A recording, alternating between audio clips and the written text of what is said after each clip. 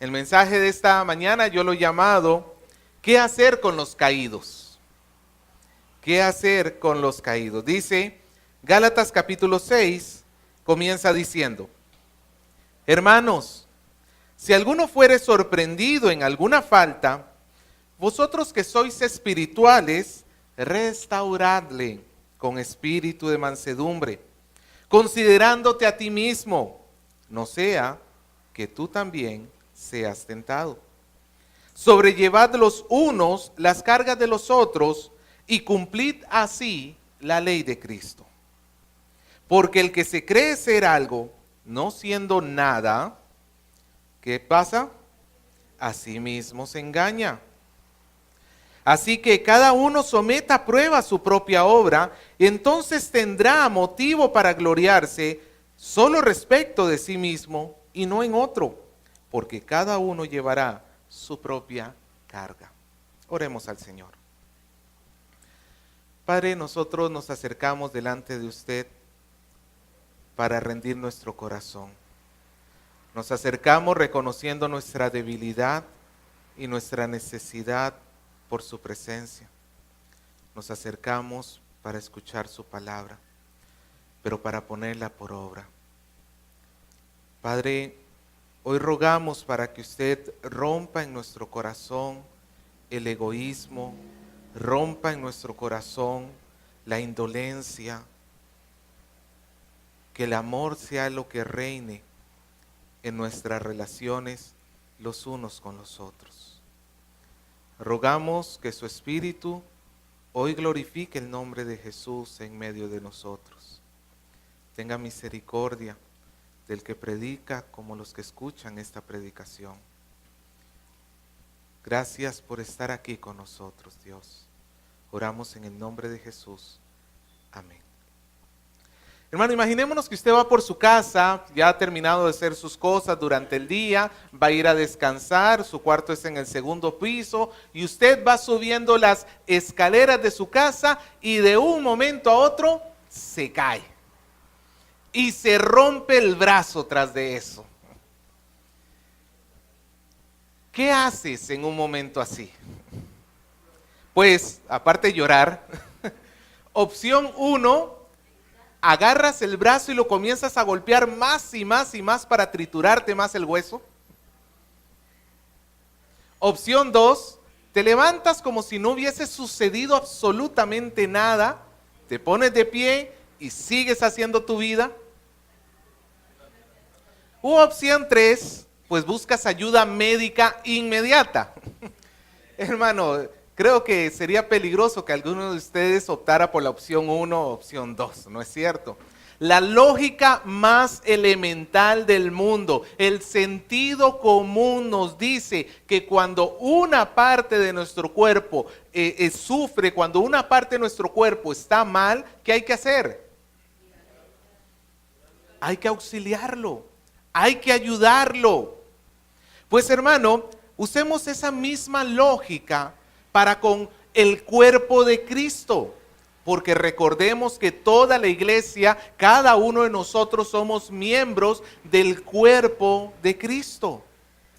Pues imaginémonos que una parte del cuerpo de Cristo se cae, un miembro comete un pecado. ¿Qué hacemos con ese miembro? ¿Lo chancamos?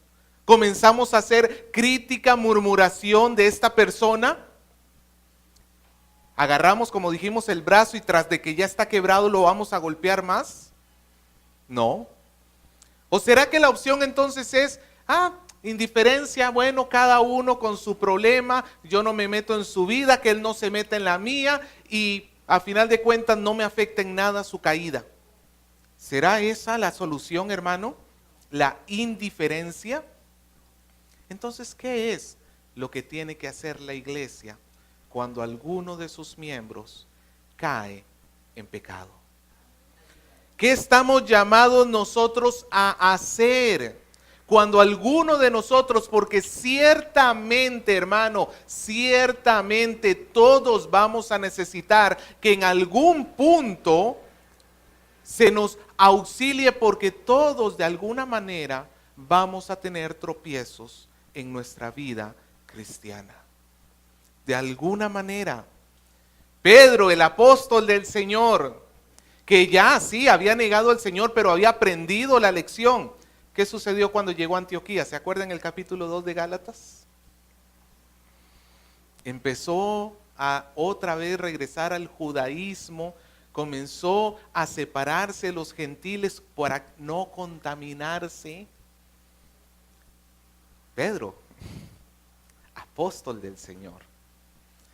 Si un hombre que caminó día y noche con el Señor Jesucristo, un hombre que en el Pentecostés fue lleno del Espíritu Santo, una persona que, hermano, podemos decir con toda seguridad que era un hombre de Dios y cayó. ¿Qué te hace pensar a ti que tú en algún momento de tu vida no vas a llegar a tener un tropiezo?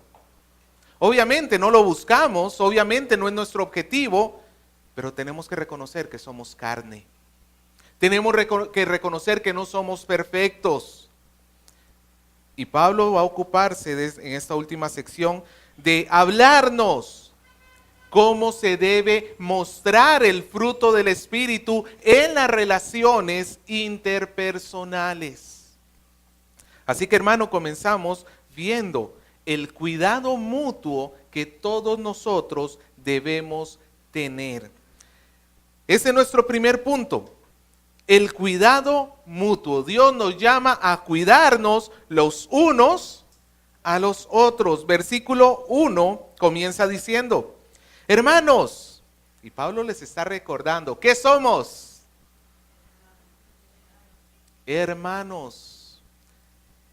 No somos conocidos, es más, ni siquiera amigos, por decirlo así, sino que Pablo recuerda a los Gálatas y nos recuerda a nosotros que mi relación con la persona que está a mi lado, vuelva a ver el que está a su costado, la relación que tienes con esa persona no es simplemente, sí, puede ser amigos, incluso pueden ser hermanos en la sangre, pero más importante aún, tienen una relación de hermanos en Cristo Jesús. Dice: hermanos, si alguno es sorprendido en alguna falta, vosotros que sois espirituales, ¿qué hay que hacer?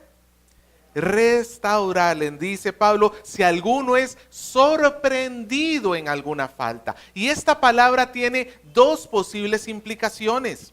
Puede ser que sea una persona que a alguien lo haya sorprendido cometiendo una falta, como quien dice, con las manos en la masa. Yo he sido testigo de que mi hermano ha pecado contra Dios. Yo lo he atestiguado, yo lo he visto con mis propios ojos.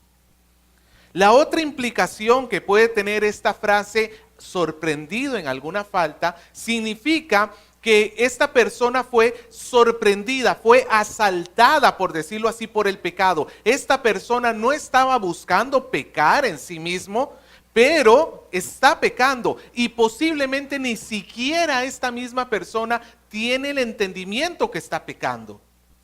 Por ejemplo, sucede cuando alguien te ha hecho una falta a ti, cuando alguien te ha hecho algo malo a ti, pues nuestro temperamento, nuestro carácter, nuestro enojo comienza a subir, ¿sí o no?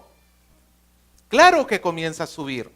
Y es muy fácil, hermano, cuando nosotros estamos enojados, pasar de ser justos a ser injustos y no nos damos cuenta. Por ejemplo, le sucede a los padres muchas veces cuando tienen que disciplinar a su hijo, pero están tan enojados que ya no están yendo a una corrección del hijo, están yendo a un castigo que supera lo necesario, porque están tan enfadados que están descargando su enojo con su hijo. ¿Me dejo entender? Pero si en ese momento tú le dices al papá, oye, te estás pasando de la raya, ¿qué te va a decir? Él no lo cree, él cree que está haciendo justicia, él cree que está haciendo lo correcto.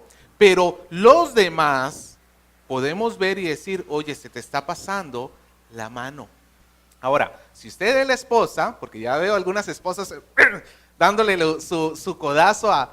Si usted es la esposa y su esposo se le está pasando la raya, por favor, no lo corrija delante de sus hijos.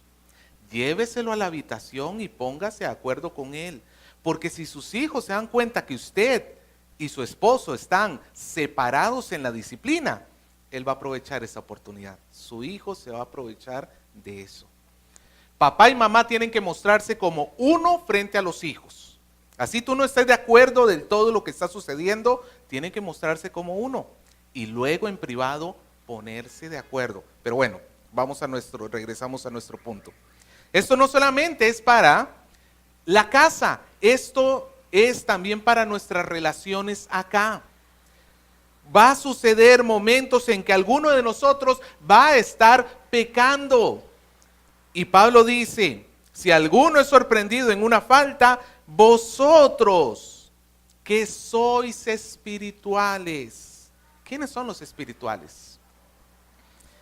De repente, pastor, se está refiriendo a aquellas personas que son consagradas a lo sumo en la iglesia, los líderes, el pastor. Ellos son los que deben velar por el cuidado los unos por los otros. No, en ese contexto no está hablando Pablo. Pablo ni siquiera se está refiriendo aquí a los líderes de la iglesia. Si vamos al contexto, ¿a quiénes se está refiriendo Pablo como los espirituales? ¿Qué hemos visto la semana pasada? El fruto del Espíritu. ¿Quiénes son los espirituales? No es la cúpula de la iglesia. ¿Quiénes están llamados a tener el fruto del Espíritu? ¿Ah? Cualquiera que sea cristiano. Cualquiera. Esto significa, hermano, que el cuidado mutuo no es una actividad solamente del pastor y los líderes de la iglesia. El cuidado mutuo es una responsabilidad que todos nosotros nos tenemos el uno para con el otro. Porque es lo que nos guía a hacer el Espíritu Santo. Vosotros que sois espirituales, en otras palabras, ustedes que no se dejan guiar por la carne es egoísta, la carne solamente piensa en uno. Cuando una persona ve a otro caído y no le hace caso, es indiferente, ¿eso es espiritual o carnal? Es completamente carnal, es egoísta. Peor aún, cuando una persona ve a alguien caído y en lugar de ayudarle va y chismea de él, le cuenta a todo el mundo lo que está sucediendo y no va a resolver el problema. ¿Eso es espiritual o carnal? Pero luego decimos, hermano, pero te cuento esto para que oremos. Porque necesitamos disfrazar nuestra carne de espíritu. No deja de ser simplemente un chisme. Porque tu labor no es ir a contarle a otras personas. Tu labor es restaurarlo. Diga conmigo, restaurarlo. ¿Qué significa restaurar? Restaurar, pues básicamente significa que tú vas a arreglar, vas a hacer que algo o alguien vuelva a su estado anterior de pureza o de integridad. Es la misma palabra que se utiliza cuando nos dice que los discípulos, que eran pescadores, estaban arreglando, restaurando las redes después de pescar. En el ejercicio de la pesca se rompen las redes. Y una red rota, pues como que no es muy buena para la pesca. ¿Qué tienen que hacer los pescadores antes de volver a salir? Y donde esté rota, tienen que restaurar esa relación rota, porque si está rota por ahí, se va a escapar el pez. Hermano, nosotros tenemos que entender que nuestras relaciones interpersonales, la relación de la persona de ti con el que tienes adelante, atrás, a la derecha, a la izquierda, con cada uno de tus hermanos en Cristo, es sumamente importante. Y cada vez que esa relación se rompe, yo me tengo que preocupar por restaurarla. Por restaurarla. Yo no puedo participar del daño al caído. Hay un dicho popular que dice, tras de cuernos, palos, o hacer leña del árbol caído. Si la persona ya pecó, si la persona ya hizo daño, yo no puedo participar en pecar en contra de esta persona. Como le digo, ya sea a través de críticas, murmuraciones, a través de condenaciones. Ahí es cuando la palabra sí se aplica, cuando dice que no juzguemos. Nosotros no tenemos el derecho a decirle a una persona: tú nunca vas a cambiar, tú siempre vas a ser el mismo carnal, porque tú no eres Dios. Tu labor no es decidir si esa persona puede o no puede cambiar. Esa no es tu labor. Tu labor es ayudarle a esa persona para que cambie. Esa sí es tu labor. Nosotros somos un cuerpo bien extraño. La iglesia es un cuerpo bien extraño. Cuando yo veo que un hombre, un futbolista, por ejemplo, se disloca un brazo. ¿Usted alguna vez ha visto una persona con un brazo dislocado? Es horrible. Yo veo que los demás del equipo se le acercan y le ayudan. Viene el médico corriendo, y si es en la pichanga del barrio, pues aunque sea en un taxi lo suben para llevarlo al hospital. Pero nosotros como iglesia, cae un miembro y le guardamos enojo, guardamos rencor, guardamos resentimiento, nos ponemos a criticarle, nos ponemos a murmurarle, nos ponemos a menospreciarlo como si ya fuera el leproso de la congregación. Que ni me toque, me va a contaminar, no quiero que haga nada porque ya está impuro. Hermano, no puede ser así. Cuando alguien cae, es de suma importancia nuestro compromiso por resolver ese problema. Es de suma importancia que tú digas: este es mi problema. Porque ya ve que nosotros siempre decimos: ese es tu problema, allá tú. No, hermano, es que somos un cuerpo. El problema de uno es el problema de todos. Yo no veo que mis ojos, cuando me doy un martillazo, yo no veo mis ojos diciendo: es problema del dedo. ¿Qué hacen mis ojos? Lloran. ¿Qué hace mi boca? Grita. Todo mi cuerpo se compromete. Cuando una parte está mal, todo mi cuerpo reacciona. Ahora, la única forma que no reaccione mi cuerpo cuando hay un dolor es porque esté anestesiado, esté dormido, que no tenga sensación, no tenga sensibilidad. Lamentablemente, hermano, tenemos gente en la iglesia de Cristo que son anestesiados. Un corazón duro, un corazón frío, que cuando ven a otro caído, hermano, hasta disfrutan su caída. Hasta disfrutan. Incluso he visto personas que se agradan cuando encuentran una falta en el pastor, por ejemplo. Ya ve, tanto que se la pega de santurrón y míralo en lo que anda. Y comienza a haber una murmuración a nivel local, pero ninguno se acerca a decirle al pastor: oiga, pastor, usted ha hecho esto mal. No, hermano, nosotros tenemos que comprometernos a restaurar. ¿Cómo restaura una persona? Restaurar una persona implica que yo me voy a se me fue la palabra, me voy a meter, por decirlo así, me voy a comprometer en su proceso de restauración. Esta persona en su caída ha mostrado que tiene una debilidad. Y todos nosotros tenemos, sin excepción alguna, todos nosotros tenemos áreas débiles, todos. Y es necesario, hermano, que estemos orando por las faltas de otros y estemos orando por las debilidades de carácter de otros. Ya muchos de nosotros, hermanos, llevamos conviviendo muchos años y ya nos conocemos.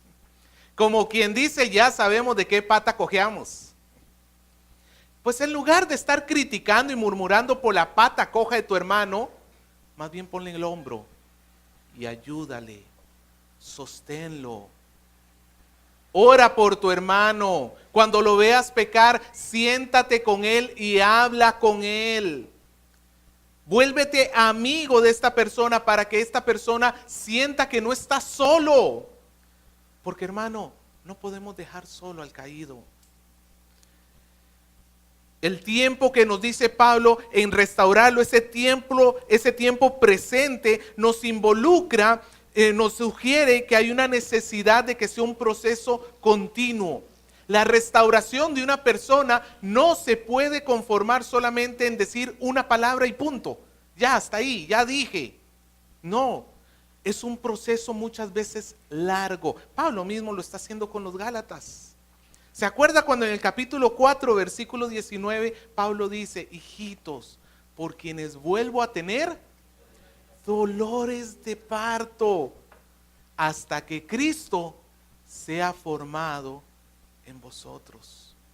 Valgan verdades, hermano. Ese versículo me ha servido muchísimo como pastor en mi experiencia pastoral, porque valgan verdades, hermano, a veces es desanimante. Pero también me acuerdo que yo le he dado muchos dolores de cabeza a mi pastor. Como usted, ahora como padre, su hijo le da dolores de cabeza, pero usted cuando era un niño era un santo, ¿no?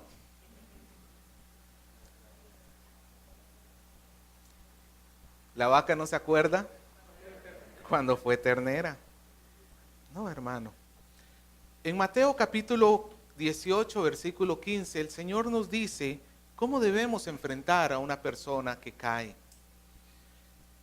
Y dice así, Mateo 18, 15. Por tanto, si tu hermano peca contra ti, ve, repréndele estando tú con él a solas. Si te oyere, has ganado a tu hermano. Eso va a suceder la gran mayoría del tiempo, hermano. Cuando tú te sientes con una persona con amor y con mansedumbre, le digas, hermano, estoy preocupado por ti. Has hecho esto malo. Mira, la palabra de Dios dice esto y tú deberías estar haciendo esto. La gran mayoría de las veces, tu hermano te va a escuchar. No va a ser necesario hacer más allá de esto. Muchas veces hasta aquí queda. Has ganado a tu hermano. Pero dice, si no te oyere, entonces toma contigo a uno o dos, para que en boca de 2 o 3 testigos conste toda palabra. Pues volvió el hermano a caer en el mismo error. Entonces voy y busco a 2 o 3 personas, pues maduras. Estas personas, estos testigos van a funcionar de 2 cosas. En primer lugar, para que sepan que el hermano, pues, se le está tratando de ayudar, y en segundo lugar para que estos testigos también se comprometan en ayudar a restaurar al hermano. Su papel no es simplemente fiscalizar al caído, estás mal, estás mal, estás mal, no, ayudarlo al caído. Si aún así la persona no llega a cambiar, que ya son casos muy excepcionales, dice versículo 17, si no los oyere a ellos, dilo a la iglesia. ¿Para chismear? No, para que toda la iglesia sepa que esta persona tiene un área débil y entre todos debemos ayudarle. Ese es el punto, hermano. Entre todos debemos ayudarle. Y cuando veamos que está pecando, reprenderlo ahí nomás. Y si no hiciere caso, pues entonces tenlo por gentil y publicano. Eso significa, pues entonces entiendan de que esta persona no es cristiana. No necesita discipulado. ¿Qué necesita? Conversión. No es un problema de que su espíritu no quiere, porque el problema es que su espíritu está muerto. Lo que necesita es ser tratado como un gentil. Hay que llamarlo al arrepentimiento y a la fe, no a la reconciliación con Dios en el sentido de un cristiano que ha pecado, sino a la vida eterna, que renuncie a su incredulidad y venga a Cristo. Pero todo esto, hermano, tiene que ser hecho, nos dice el versículo 1, con espíritu de mansedumbre. Con espíritu de mansedumbre, considerándote a ti mismo, no sea que tú también seas tentado. La mansedumbre la vimos la semana pasada dentro del fruto del Espíritu. Y dijimos que la mansedumbre es la amabilidad, es la humildad que se tiene a pesar de que el otro te ofende. Es un deseo de no vengarse con sus propias manos, de no hacer una injusticia con tal de satisfacer el enojo propio. Hermano, si eso es mansedumbre y nos dice que se tiene que restaurar con espíritu de mansedumbre, entonces el principal que tiene que estar involucrado en la restauración de un caído es el que sufrió la falta. Porque es muy fácil decir: pastor, fulano de tal ha hecho esto mal contra mí, como tirar la pelota, ayúdele por favor. Sí, nosotros tenemos que ayudar, por supuesto, esa es nuestra labor, pero también es labor del que sufrió la falta. Es más, ¿cómo vas a saber tú que de verdad, de todo corazón perdonaste a tu hermano? Si tú te niegas a ayudar a tu hermano caído, no me vengas a decir que ya lo perdonaste. No me vengas a decir que ya lo perdonaste. Un termómetro para saber si de verdad hemos perdonado a nuestro hermano es que deseamos ayudarlo cuando cae. Y cuando esa falta fue en mi contra. Nosotros, hermano, debemos considerarnos a nosotros mismos, porque todos nosotros en algún momento de nuestra vida vamos a llegar a caer. La oración del Padre Nuestro, si usted se recuerda, para la parte final el Señor dijo que oráramos así: no nos metas en tentación, mas líbranos. Hermano, todos nosotros estamos propensos a caer en tentación. Si se pueden encender los ventiladores, se está poniendo muy caliente acá, por favor, o abrir la ventana. Todos nosotros, hermano, estamos propensos a caer en pecado. Todos nosotros. Pablo le dice a los corintios: el que cree estar firme, mire que no caiga. En otras palabras, hermano, si tú piensas que vas a poder vivir esta vida sin ningún tropiezo, ten cuidado, porque esa es una actitud que rápidamente te va a llevar al tropiezo. Y no te vas a dar cuenta de cuando caíste. Nosotros debemos recordar la regla de oro. ¿Se acuerda cuál es la regla de oro, hermano? Hagan a los demás lo que quieren que hagan con ustedes. Ponte a pensar lo que has hecho con la última persona que ha pecado contra ti. Ponte a pensar en tus acciones. ¿Así te hubiera gustado que te traten a ti?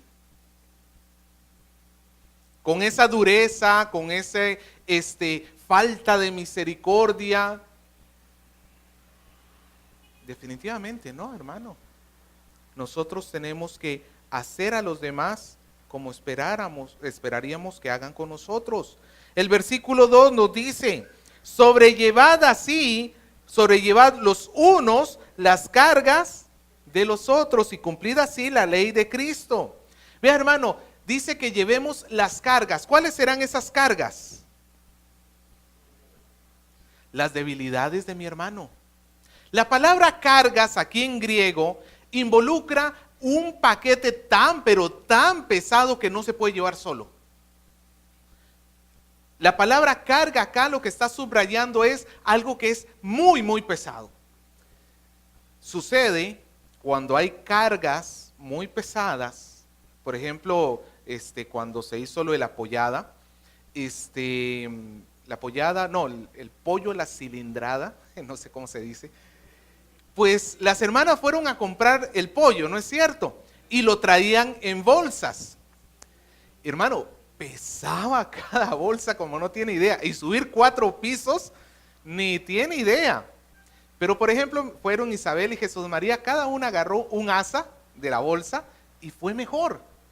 Una sola no lo llevaba, pero entre las dos, sí se pudo llevar.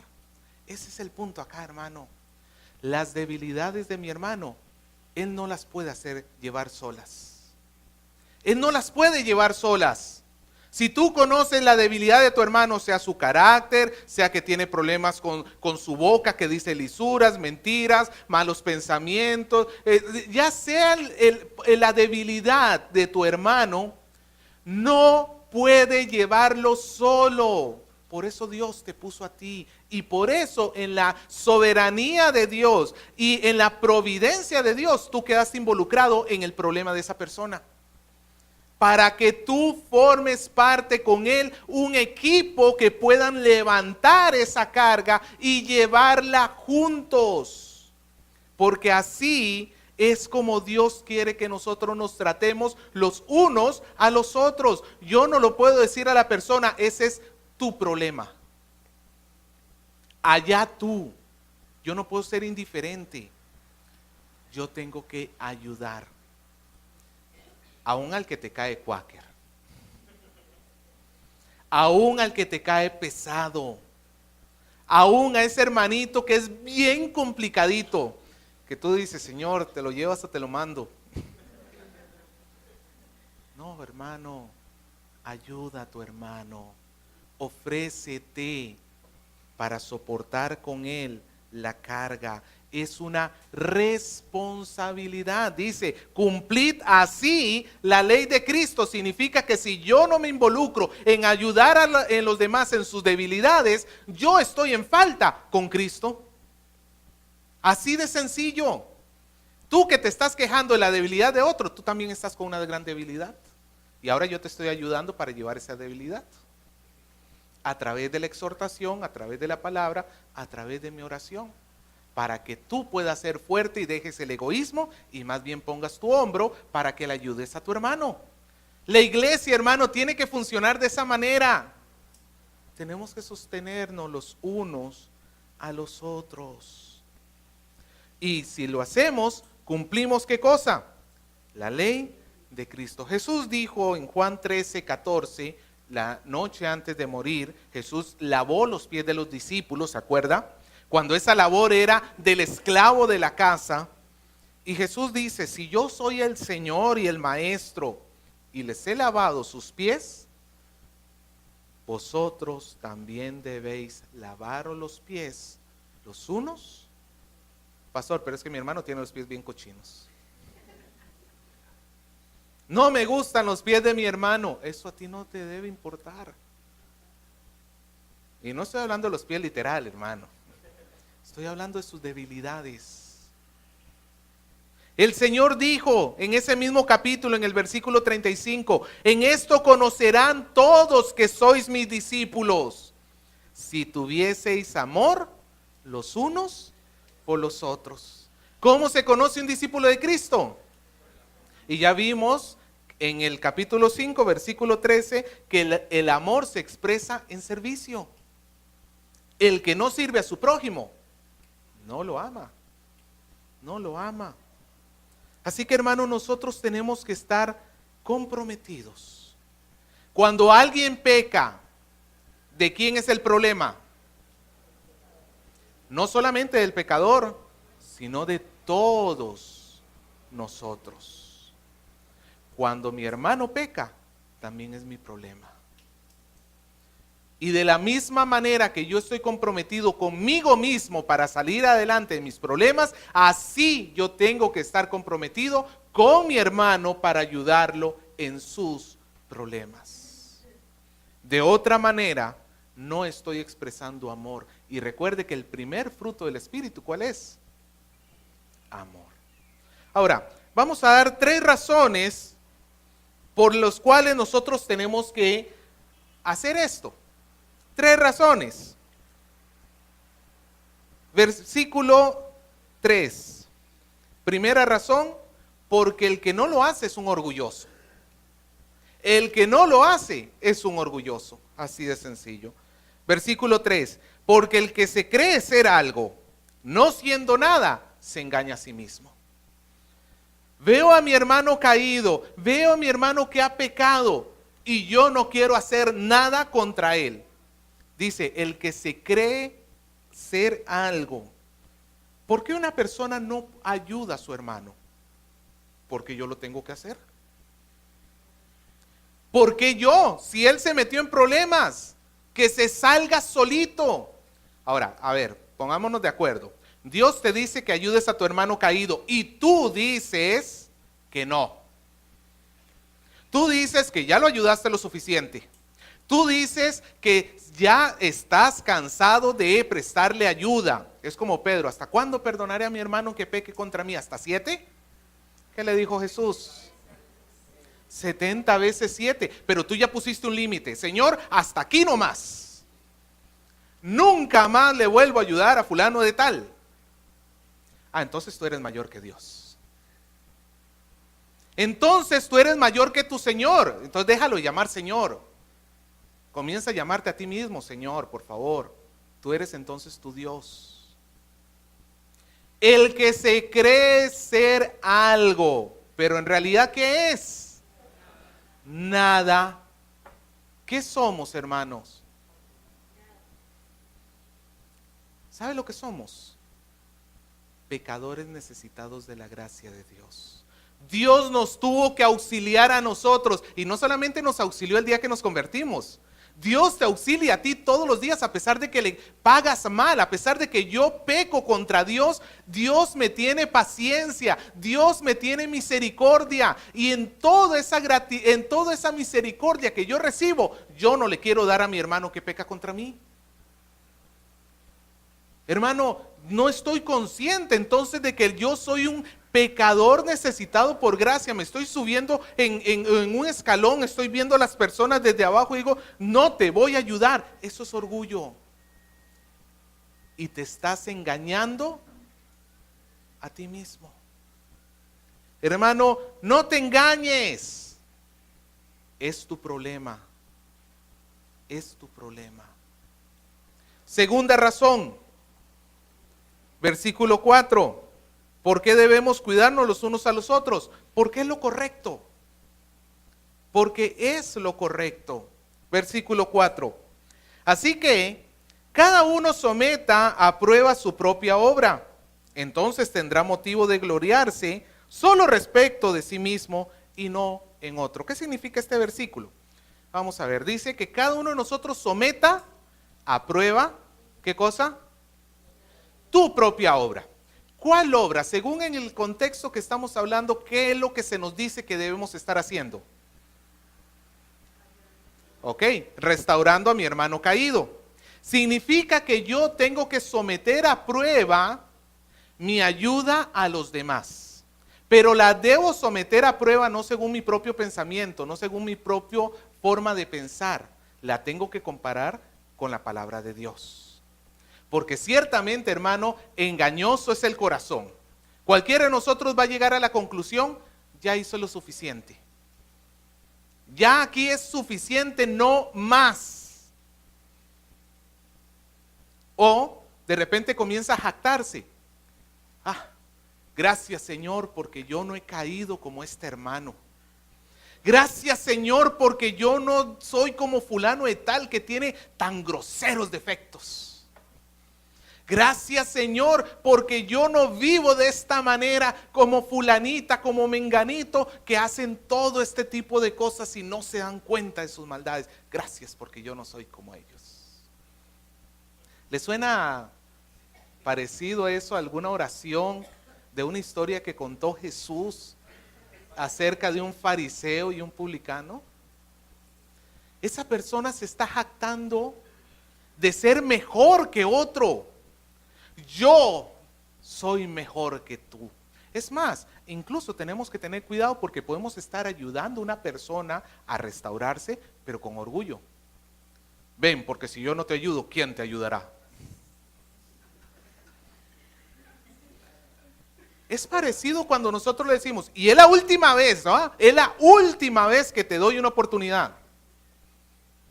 ¿No es lo mismo? Te estás jactando tú de ti mismo por estar por encima del otro. No te jactes de eso, eso no es correcto. Lo correcto es jactarme de mí mismo. ¿En qué sentido? En el sentido de que yo reconozco, yo estoy haciendo lo que el Señor me mandó a hacer. Yo, hermano, la única forma que me sienta feliz y contento es que esté haciendo lo que el Señor me mandó a hacer. Si alguna jactancia hay que debo tener, es que cuando mi hermano se cayó, yo busqué ayudarlo, yo lo socorrí, lo levanté con mansedumbre. Ahí sí me puedo sentir contento conmigo mismo y decir, gracias Señor porque pude ayudar a mi hermano. Porque el día de mañana mi hermano me va a tener que ayudar a mí.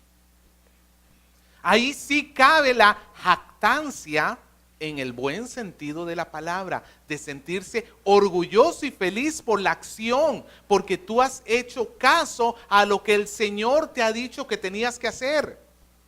Te sientes feliz por eso. Gracias Señor porque ayudé a mi hermano.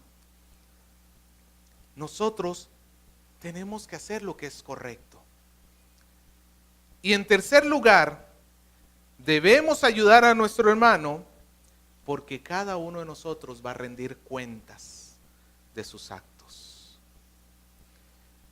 Versículo 5 dice, porque cada uno llevará su propia carga. Y para los que hicieron el estudio que les dejé esta semana en WhatsApp, que nada más 2 personas me respondieron mi pregunta. Yo me imagino, hermano, que el resto, bueno, no sé qué pensar si están estudiando en la casa los mensajes que les mando. Pero bueno, se lo dejo a su conciencia. Si alguno respondió los mensajes de WhatsApp que yo les mandé, se dieron cuenta de que parece que hay una contradicción en estos versículos. El versículo 2 nos dice que cada uno debe ayudar a su prójimo a llevar la carga. Pero el versículo 5 nos dice que cada uno lleve su propia carga. Total, Dios, ¿debo ayudar o debo llevarla yo solito? ¿Cuál es el problema? El problema está que en español se tradujeron las 2 palabras como carga, pero en griego son 2 palabras completamente diferentes. En el versículo 2, como estamos hablando, se estaba refiriendo a un peso tan pesado, valga la redundancia, que es imposible cargarlo solo, se necesita la ayuda de uno o varios más. En el versículo 5, la carga tiene referencia a una responsabilidad que se le asigna. La carga tiene que ver con algo que se te ha delegado hacer. Dios nos delega a todos nosotros que ¿qué tenemos que hacer con el hermano caído? Restaurarle. Ahora, imaginémonos que acá en la iglesia algún hermano cae en pecado y todos los demás de nosotros comenzamos a criticarlo, a murmurarlo, a tratarlo como el leproso, a tratarlo mal, armamos chismes, grupos de conversación sobre el problema del hermano, pero nunca lo ayudamos. Y morimos y vamos al cielo y Dios te pregunta a ti, ¿qué hiciste cuando menganito cayó en pecado? Ah, Señor, yo hice pues lo que todos hicieron. Señor, toda la iglesia me empezó a criticarlo, pues ¿quién soy yo para ir en contra del espíritu de la iglesia? No, hermano, tu labor, a pesar de que los demás no quieran hacer o estén haciendo mal, tú tienes que rendir cuentas a Dios de manera individual. Tú no puedes alegar, Señor, como todo el mundo lo hizo, yo también. Así todo el mundo no quiere ayudar a tu hermano. Tú tienes una responsabilidad delante de Dios de ofrecerle tu ayuda. Tú tienes esa responsabilidad, porque un día Dios te va a preguntar. Dios no solamente te va a preguntar por lo que tú hiciste en cuanto a tus pecados, sino también en cuanto a qué hiciste cuando otro pecó. Así que, hermano, nosotros tenemos que volver a retomar el sentido de comunidad. La iglesia es el cuerpo de Cristo y cada uno de los creyentes es miembro de este cuerpo. Y entonces, si es así, nosotros tenemos que entender que somos un cuerpo y cuando alguno cae, eso me afecta a mí y yo tengo que ayudarlo a él. Nosotros somos excelentes para reclamarle a los demás, sobre todo a los padres, a los pastores, a los líderes. Ustedes me tienen que cuidar a mí. Y es cierto, Eso es cierto. Nosotros debemos cuidarles, los mayores debemos cuidar a los menores, ¿sí o no? ¿Correcto? Pero también, hermano, tiene que recordar que los menores, por decirlo así, si tú no formas parte del liderazgo de la iglesia, tú también tienes que cuidar a los demás. Todos nosotros tenemos la responsabilidad de cuidarnos unos a otros. Cuando una persona cae en pecado, tiene que ser reprendida con la palabra, tiene que ser disciplinada si fuese necesario, pero nunca tiene que llegar a ser destruida. Nunca.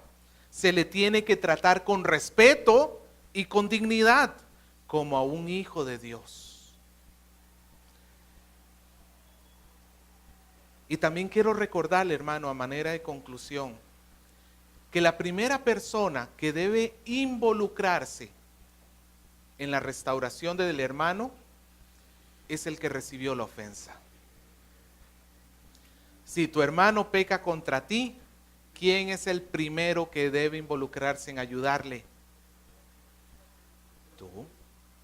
Si tú recibiste la ofensa, tú no puedes hacerte la vista gorda. Tú tienes que ayudar a tu hermano. Así que, hermano, quiero que medites y pienses, hazte esta pregunta. ¿Cómo he actuado cuando otro falló? ¿Qué he hecho por él, por ayudarlo, por restaurarlo? ¿Qué he hecho para poder levantar a mi hermano que ha pecado contra mí? ¿Sabes? Yo creo lo que la palabra de Dios nos dice, que nosotros debemos orar los unos por los otros. Esa es una excelente forma de sostener a tu hermano. Comprométete en oración todos los días que tú ores. Comprométete a tener un tiempo de oración por las debilidades de tu hermano. Comprométete a orar por esa persona que tú sabes que tiene tal debilidad. Pídele a Dios que la fortalezca. Pídele a Dios que le ayude. Y vuélvete amigo de esa persona para que puedas tener una mejor relación y puedas ayudarle de más de cerca. Hermano, nosotros entonces debemos cuidarnos activamente. Y solo entonces vamos a cumplir la ley de Cristo. Solo entonces, hermano, vamos a mostrar que quien nos guía verdaderamente no es la carne, es el Espíritu de Dios. Permite que el Espíritu de Dios dirija tus acciones y ayuda a tu hermano caído. Sosténlo, porque el día de mañana Él también te va a sostener a ti.